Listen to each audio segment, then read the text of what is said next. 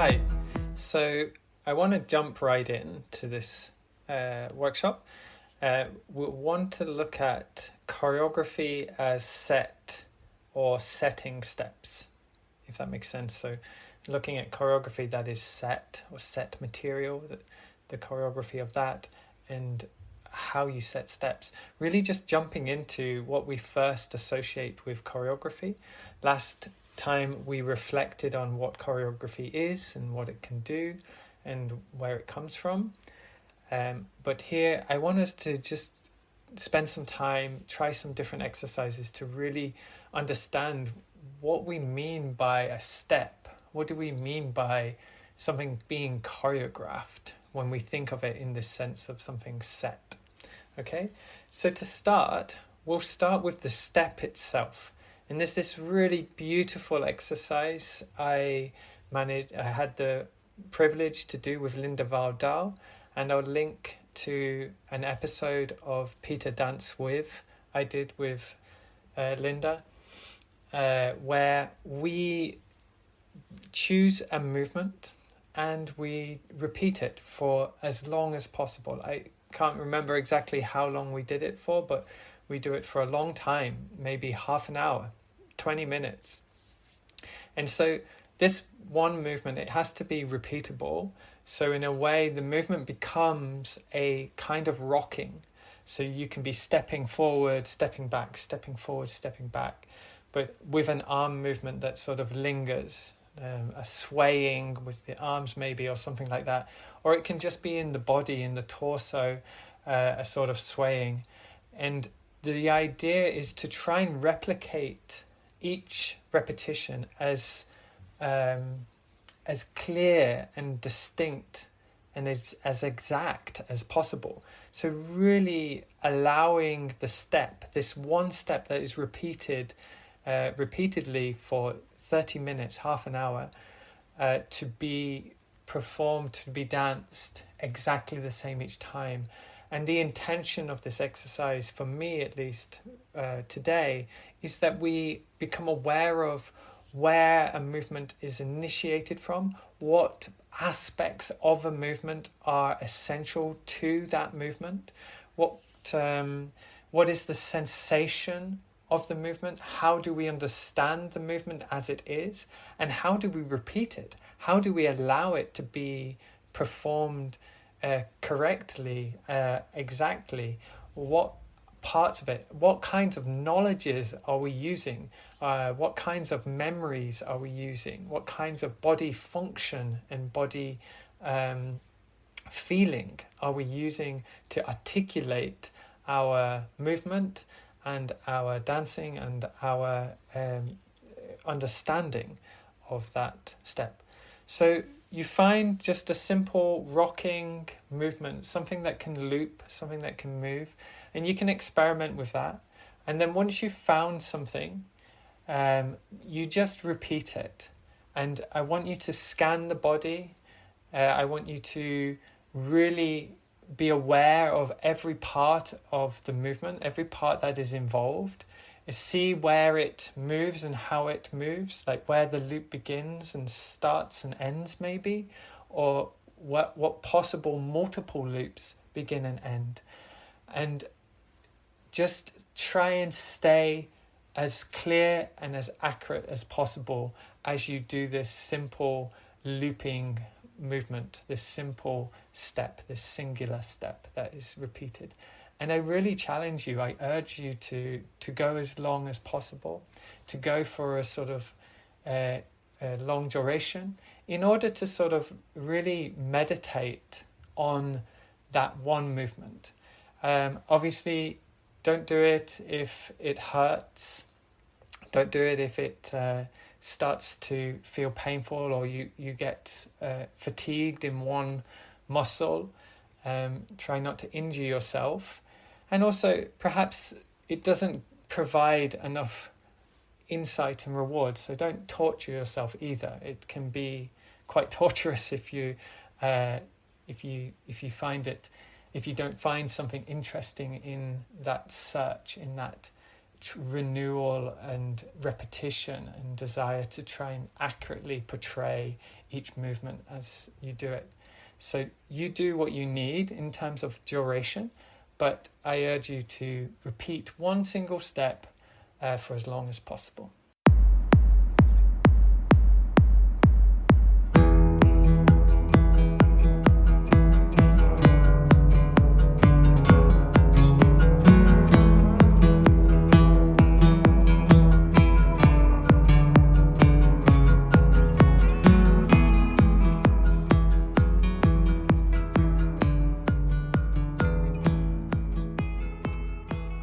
Great.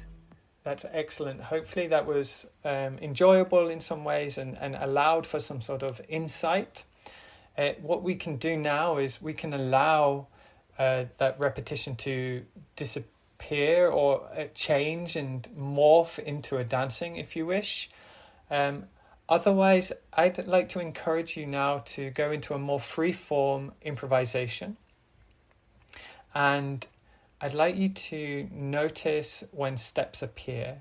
Like, where do they come from? What articulates their beginning and end?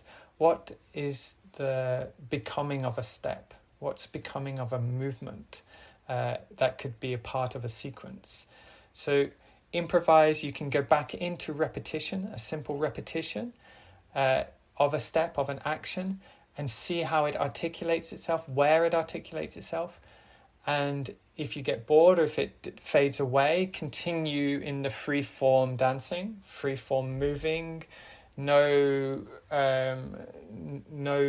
judgment, no hierarchy, until you start to articulate probably a hierarchy or some sort of intention or memory of a certain style, movement, quality, tone, and then explore that step emerging, asking yourself, what causes a movement to start becoming a step? What causes a movement to start becoming a step?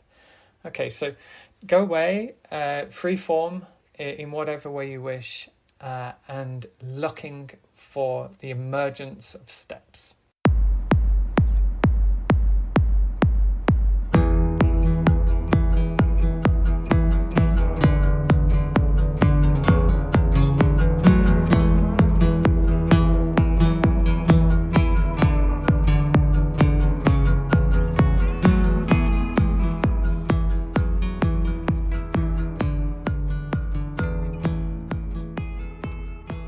Okay, great. Let's just put aside the sort of difficulty maybe of articulating one singular step, articulating a movement, because it's clear we create steps all the time and we articulate steps all the time, right? That is a practice we do, even if when we sort of nerd out, we sort of go into really analyzing what a step is and how it emerges and how we recognize it to be what it is. A lot of complicated questions sort of arise in our body, in our experience, in our understanding. But now I'd like you to forget that and just articulate a sequence of steps. So choose several movements, say 3 or 5, normally we work in 8, but we don't need to, so choose some number of steps, and you can count them, you can repeat them, practice them. And I'd like you just to draw attention to how are you memorizing, how are you creating systems of understanding for collecting a number of steps in a sequence, and how are you deciding on their order? Like, what is the movement from one movement to another, or from position to position? Where is the step in there? Is it in the in-between, or is it the wholeness? Like, do they blur into one? How do we articulate these these moments, are they just reference points within the dancing? And how are we doing that in our mind and in our body? Is it simply arm up high, arm down low? But what is the in-between, and how are we articulating the movement that is produced by having to follow that simplistic articulation? So we're a little bit looking at the articulation of choreography and its steps. So create a short sequence, a few steps, and just recognize the decision making and how you remember them. And of course, don't make this hard for yourself. If you need to write things down, if you want to record, just have a go and notice what tools are available to you when creating a phrase, creating a dance phrase.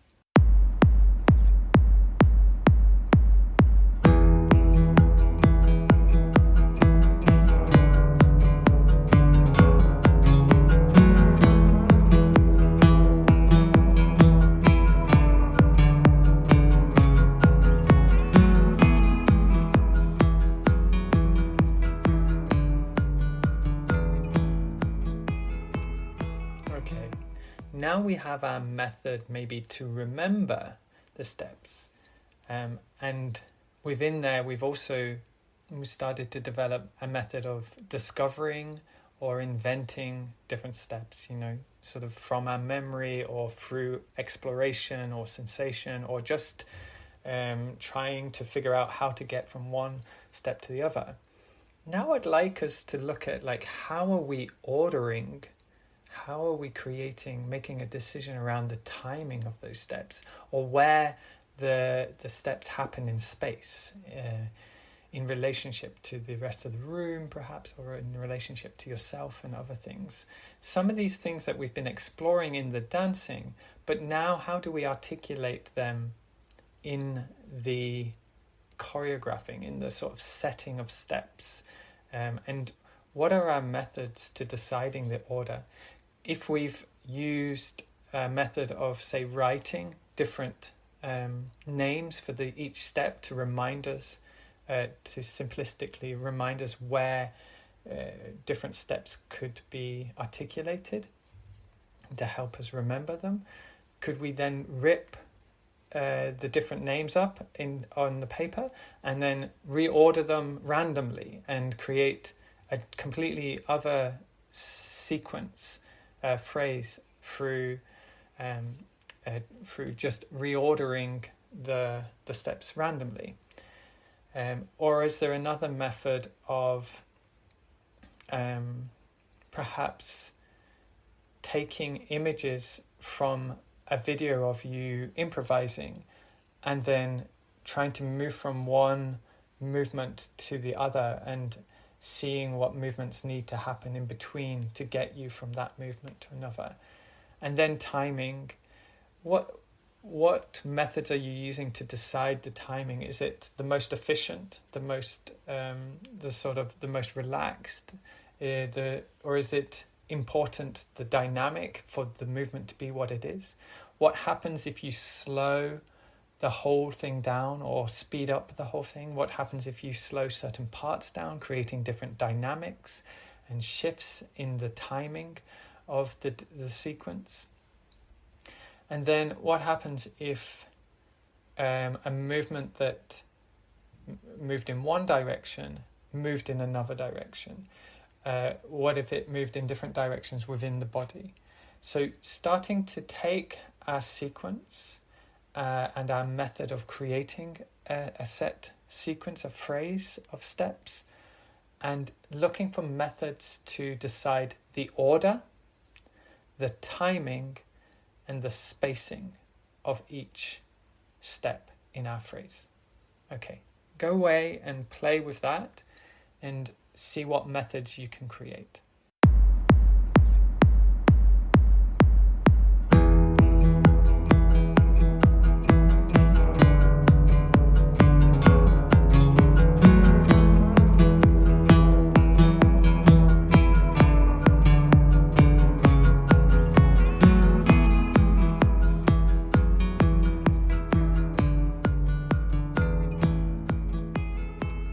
Okay, great. Hopefully you've had a play and developed some methods. And one thing I want to say about methods, especially in choreography, is there are so many different methods, and I'm trying my best not to prescribe one singular method for making choreography, because for each dance there's a different method that is going to allow you to produce that dance, a different approach. And methods, of course, can borrow from one another, but they will always be unique to the dance you're making. So whether we're setting steps extremely rigidly and trying to, like we did in the first exercise of today, get precise with how that step should be and what it is, or whether it's a general spacing articulation or timing articulation or position in the body in relationship to each other, like all these things, they can be more or less sort of precise, maybe, or maybe it's better to consider that their exactitude, their sort of intentionality is in different places. Sometimes it's on the emotion, maybe, or it's on the thinking or the thought or the social, rather than on, say, the visual, or maybe it's even on another sensorial plane. So there's many different ways. And within sort of creating different methods for different dances, I'd now like to give space to copy other dances. So to follow a choreography that seemingly has an authority outside, right? So often this is the actual condition we sort of attribute to choreography that is set, is that there's an authoritative exact notion, whereas here, where we've been sort of creating methods, they're all reliant on our own authority, our own sense of policing. So I'd like you to sort of look to, say, a video, something that has a kind of what we consider more of a static authority, right? Like the video doesn't change. Every time we look at the video, it does exactly the same thing. However, our interpretation challenges that static notion. But I'd like you to look for those kinds of authorities, like a video, and to copy and try to be exact to what the video is doing. And in that relationship to that exactitude, see where control actually lives. Like, how well are we able to live up to our own expectations of what is being asked by what we've seen in the video? This is where, just to, as a parenthesis, this is where our practice of looking at dance and what we consider to be more or less dance, and more good dance or better dance or more preferable dance for us, this defines also how we interpret choreography. This defines for us what we judge to be the right type of dancing. So there's a complex relationship there. So looking at videos, copying them, trying to follow them as accurate as possible, asking who or what is the choreographer now during that interaction, and is there also a form of creativity in being precise, right? There's this sort of interesting play where we do have an autonomy within the constraints that we find ourselves in, be it in a choreographed situation where there is someone holding that authority, or like this, where we are putting the authority into a video, for example. You can also try this with a described piece of dance that is maybe written or articulated verbally, and see how close you can get to that that authority, that choreography that you're trying to copy. Have a play, have a go. Okay, see you in a bit.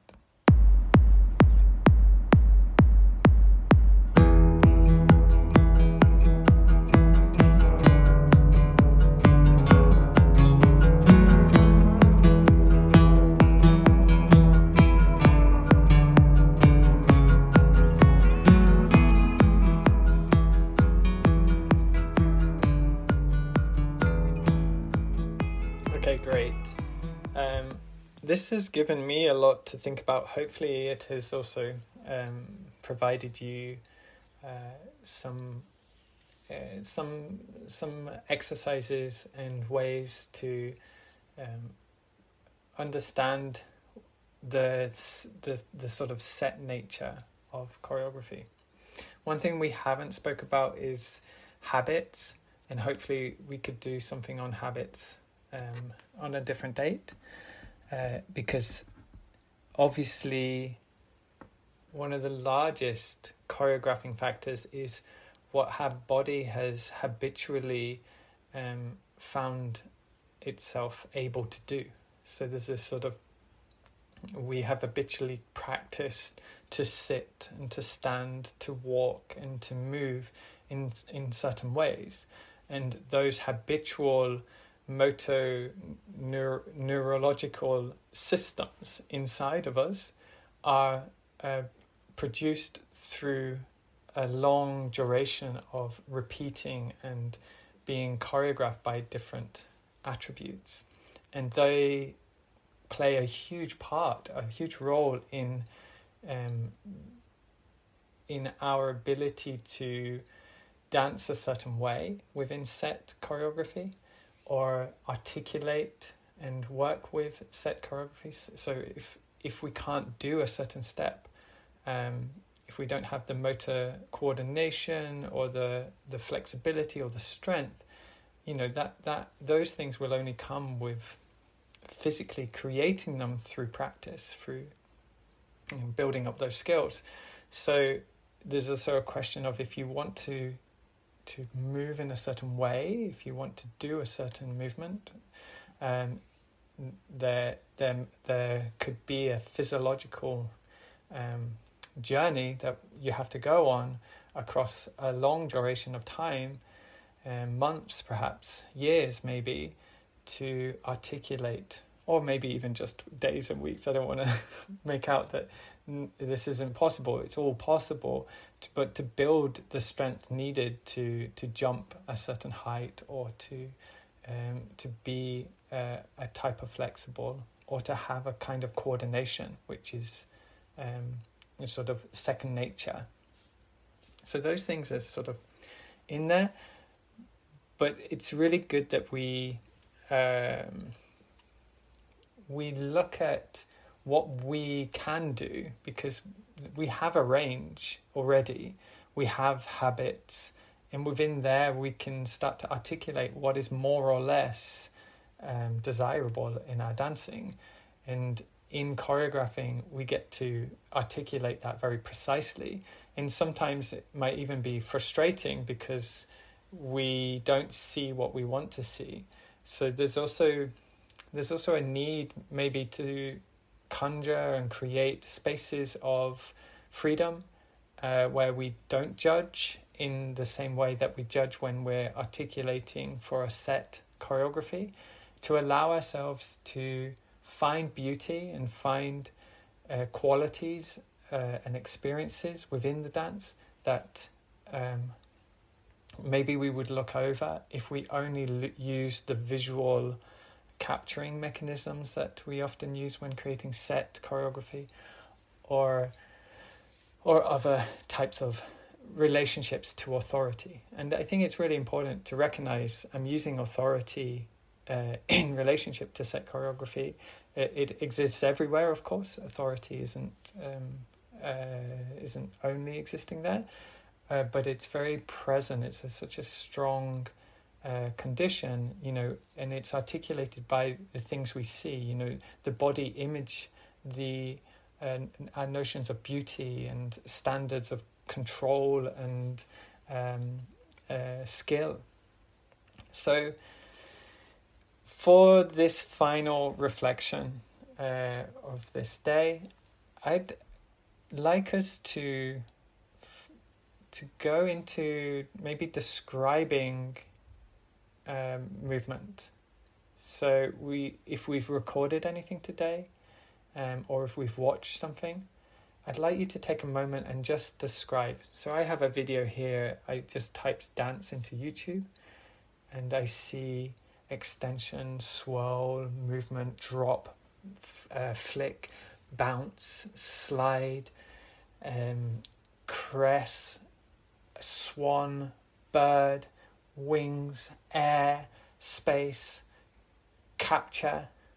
It's hard to capture everything, but see what you can do, either verbally or in writing, to sort of capture some of the qualities and see if those qualities can become sort of prompts for dancing. Not necessarily choreography set and have to be so strict, but perhaps encouragements, influences to continue your exploration of what dance is and can be for you. Okay, thank you for today.